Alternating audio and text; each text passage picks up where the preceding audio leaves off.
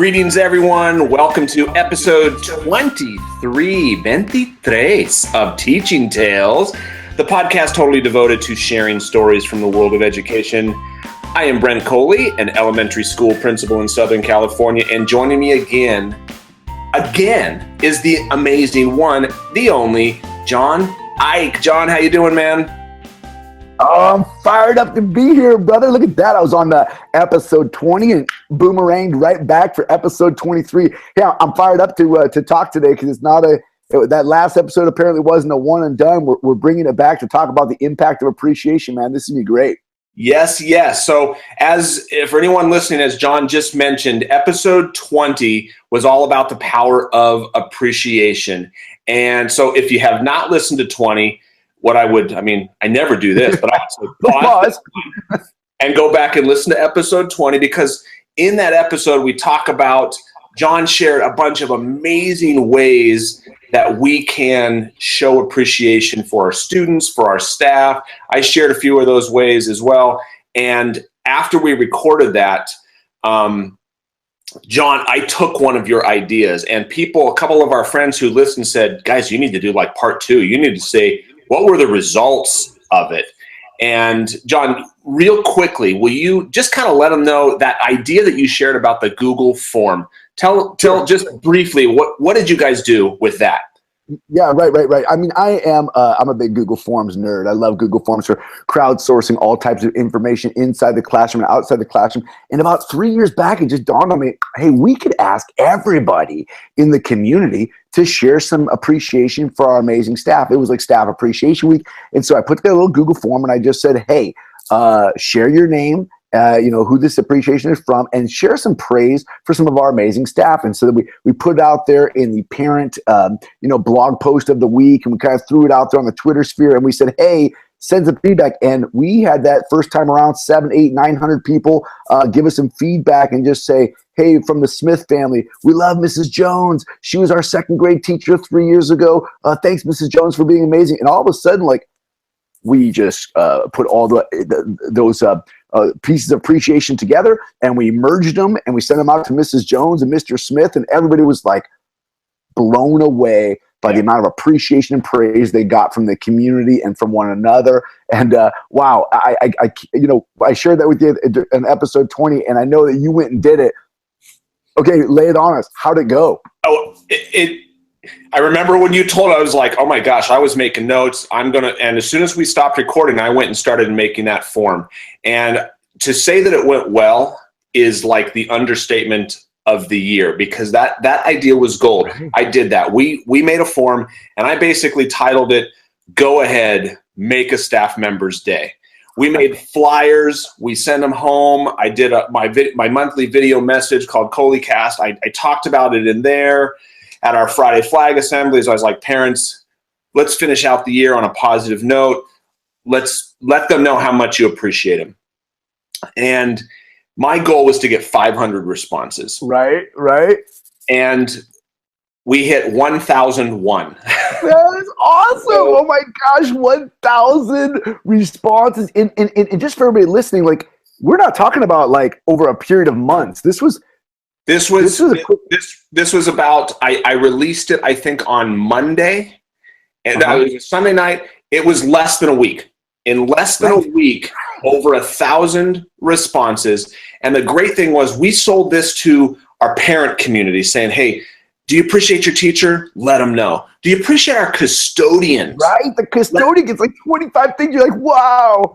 Well, and I'll tell you, the one who had, I'll get back to it. Yeah. I'll tell you who had the most a little bit later. But we had, as our lunch ladies, our custodians, our instructional aides, those people who are doing all the heavy lifting oftentimes behind the scenes that don't get the credit. Not that that's why they're doing it, but they're not getting the appreciation or the pats on the back. And you and I both know, and anyone listening both know, we all know, we can't do our jobs without those people. I mean, that support staff, they're invaluable. So we sent it out. We sent out the Google form, and then, like you, I had a little mail merge set up. And what I did, it was just a simple Google form, drop down list of the teacher names. So choose the teacher or the support staff member, and then your name, and then a message of appreciation. And what we did was I had a mail merge using Autocrat. If you're a Google Forms, Google Sheets user, we used Autocrat, and I merged it. So when it was done, I took and I did the merge, and it took each one of those messages of appreciation and it put it into a nice template, and then it emailed it to the staff member. And I pretty much waited, and this was what I'm learning for next time is I think I broke Autocrat. Right, because you told me you could only do 100 a day. And I didn't know that. I did not know that you could only do 100. For anyone not familiar, and you'll get techie for about 30 seconds here, Autocrat is a must-have add-on for Google Forms and Google Sheets. It basically takes if you input something into a Google form, it will take that response and you can merge it into a document or a PDF and have it automatically emailed to anybody that you want. So that's what I did without knowing that there's 100 email a day limit. When I did the first merge, there were over 600. So it ended up having to do a little bit of legwork where it emailed the first 100. I had about over 500 more. So I basically just took it, alphabetized them by staff member's name, and then selected all those, downloaded them, it zipped them, and then I just emailed those two. So it took me a couple hours to do that, but you know what? My goodness, it was so well worth it because maybe for the techies out there, you and I'll co-author a blog post on how to go through and do the technical analysis. Because there's definitely some ways to do it where it can all go out super slick. Yes, definitely. We'll tweet out some information there because if you're thinking, wow, I love that idea, but I don't know how to do that, we'll send out information later on Twitter of how you can do that yourself. But in terms of a Google form, it was so easy. It's just it's just who's the teacher, with the name, and insert your thing. But the response that I got from that, the impact of that appreciation was, I started getting some email responses from teachers, and I just jotted down a couple of them. One of our instructional aides just said, "I love this. Thank you so much for putting this together. My cup is full." Yes. Somebody else says, one of our teachers said, "I'm a complete mess and in the best way possible. Thank you for doing this. I may be coming to school tomorrow with super puffy eyes. What a great way to end the school year. Thank you." Somebody else, "These are so awesome. They made me cry because it's so nice to see the thank yous in writing. I find myself rereading them to keep me lifted up and inspired." I know I did. And when you did yours, John, tell me you didn't read them over and over. I got a bunch back, because I put it out. I said, "Hey, thank anybody you want." People said, "Thanks, Mr. Eick." And I read mine. I was like, "Hey, this is awesome." That wouldn't impact, So you were going to share okay, so teachers got them, custodians got them, front office secretary. I'm going to tell you who got, so not surprisingly, but I was like, wow, that's amazing. This person does affect so many people. I'll share with you our front office receptionist. Yep.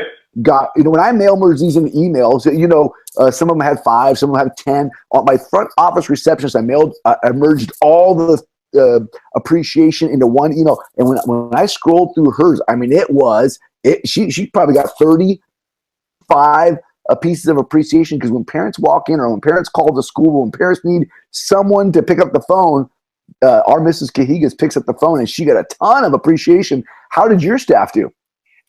Number one, our custodian. Awesome. That is the best.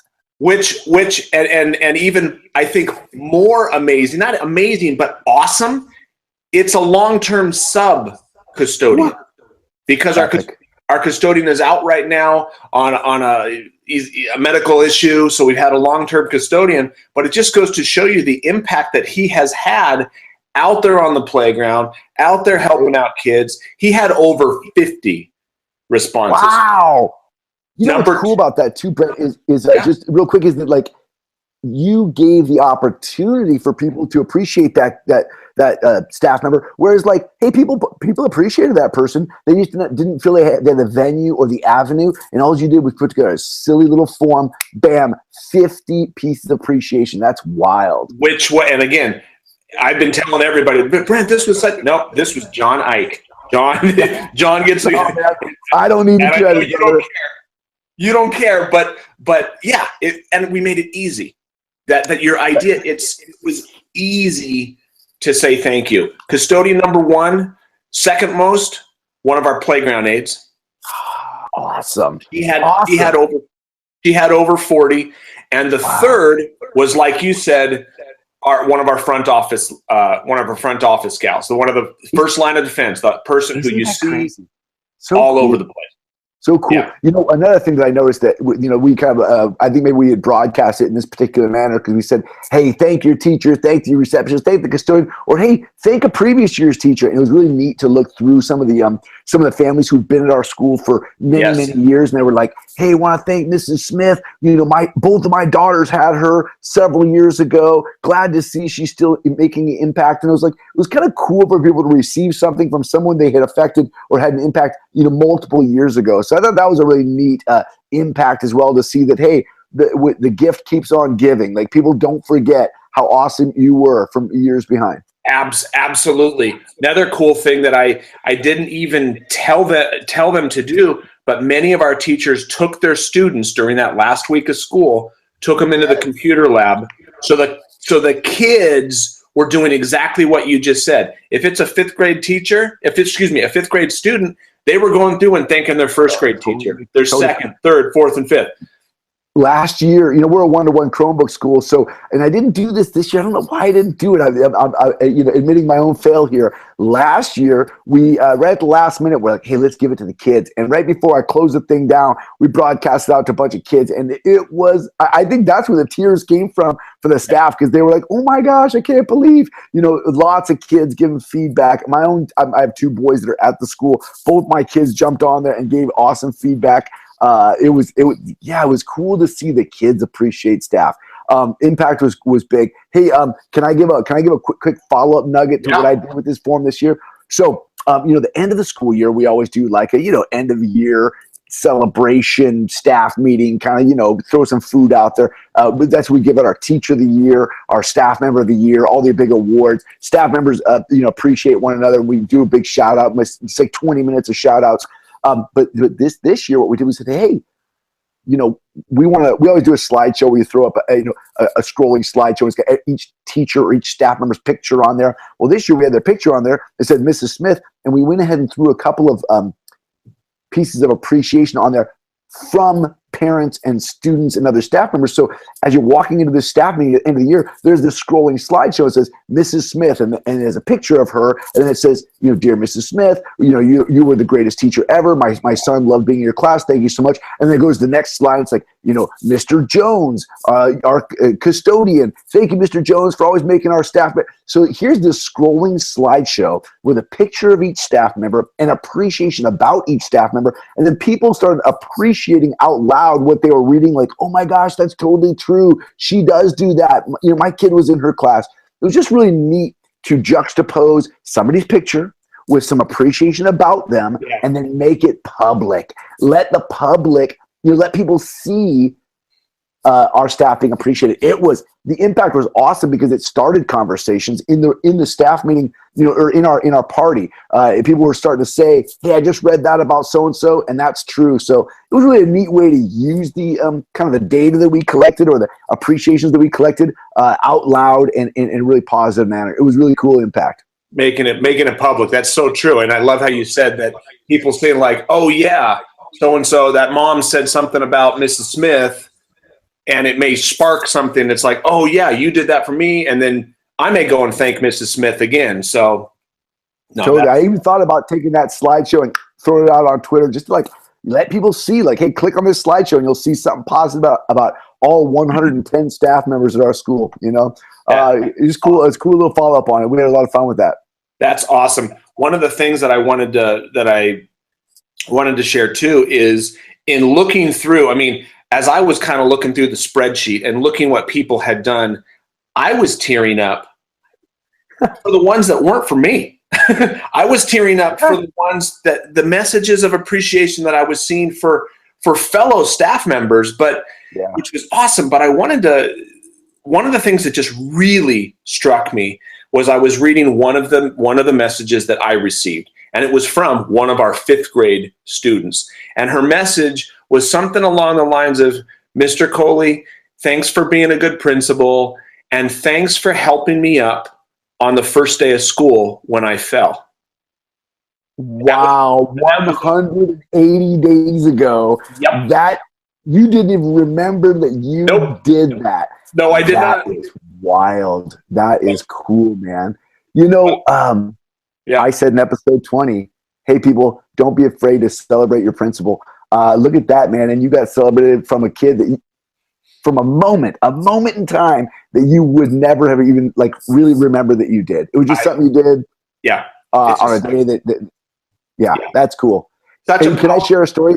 Yeah, please. That sparked a story. There's a pastor here in our town named John Stone here in Natomas, Sacramento, California, and he does a lot of public speaking. You know, he's a big guy in our community. He's a great guy. He was a basketball coach at the high school where I was the principal. I was the principal for a long time in Natomas High School. And John Stone was up on stage giving a speech one day, and he goes, "Hey, I'd like to shout out John Eick." And I was like, "Oh no, what's this guy about to say?" He goes, that guy emulates what a principal should be. And I'm thinking, oh yeah, academics, he's going to talk about that. No, he goes, one time I was on the Natomas High School campus, kind of a rough campus. It's got, a very diverse socioeconomics, right? A lot of kids who are at risk or kids of poverty. And he says, this kid had their hands full of 2 lunch trays and said, "Mr. Eick, can you tie my shoe?" And Mr. Eick got down on one knee and tied that kid's shoe. And I blushed and I thought, yeah, I guess I did do that. Whatever. I wouldn't have thought that was a big deal. And this guy then went on to make this whole 20-minute speech about, the power of being there for people when they need you. And I thought, that I'd forgotten that moment ever happened. I probably tied 100 kids' shoes, right? You do whatever you do as the principal, and that kid, or that guy, remembered that moment. And same deal, you picked up that kid when they fell down on the first day of school, and you went on about your business. And to be shouted out for it, that's kind of a cool. You left a cool memory in somebody's mind, man. And that's kind of what appreciation is about, right? Is appreciating those memories. Absolutely, and kind of going with your story.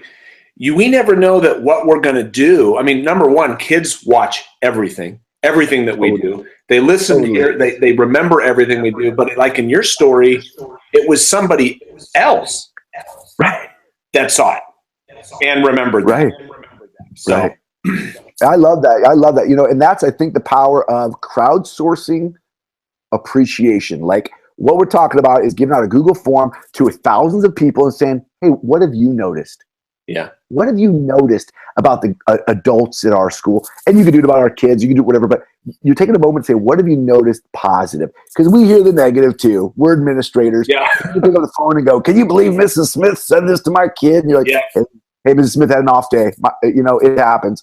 But to say, what have you noticed positive? And then you got 1,000 responses in less than a week. Dude, that is people noticing what we do. All of us, and that is the power of the crowdsource is incredible in this particular manner. It's good stuff, man.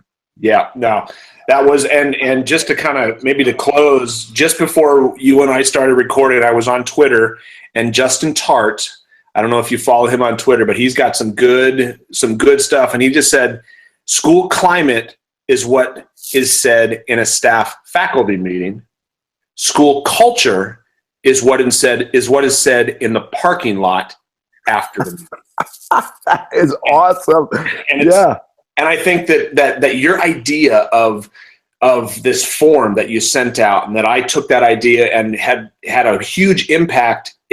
That's not building school climate. That's building school culture.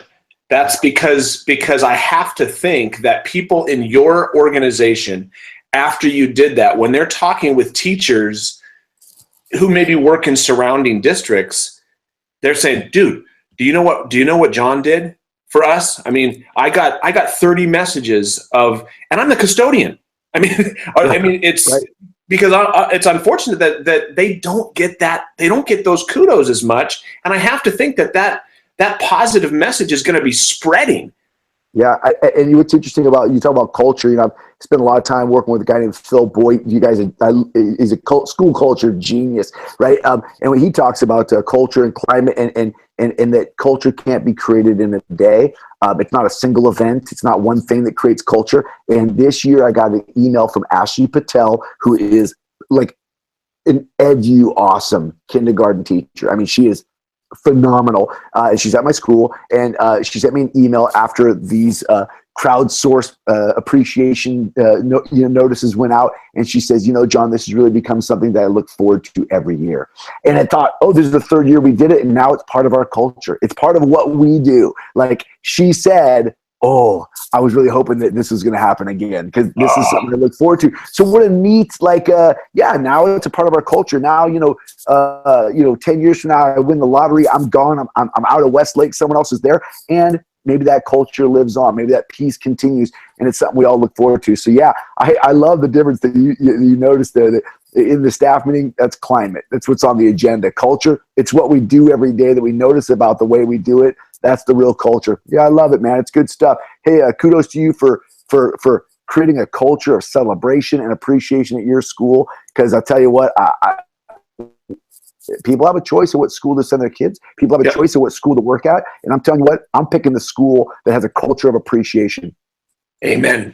Amen. No, it's definitely something that, again, I thank you for the idea. Definitely something that people have asked me, are we going to do this next year? Yeah. We sure are. I mean, I want to make this a tradition, and I'm just going to close with my assistant principal, Cassie Caldwell, who is fantastic, by the way. And she has been if you're listening, Cassie, she has been so instrumental in helping build a more positive culture this year by facilitating and planning holiday potlucks. And we had a barbecue our last week of school, and our staff shout out board with Post-its. I mean, she has done so much for our culture this year. When I sent out the messages of appreciation, when I did the merge and started sending them out, she texted me and just said, this is the coolest thing I've ever experienced in all of my years of education. Wait, say that again. Quote that again. Say that again. This is the coolest thing I have ever experienced in all my years in education. Epic. Period. Dude. Mic drop. Mic drop. We're out. So, right, man. But John, no, thank you, man. Again, I'm hoping that anyone listening is the whole purpose of this podcast through storytelling is to encourage, to inspire, to build up. And again, every time I talk with you, that's how I leave, inspired, encouraged, and built up. And I am hoping that people, when they've listened to this, will go out, and whether it's through a Google form like you designed and like I emulated, because it's easy. It's really, really easy to do. Yet it can have, it's just like that small pebble that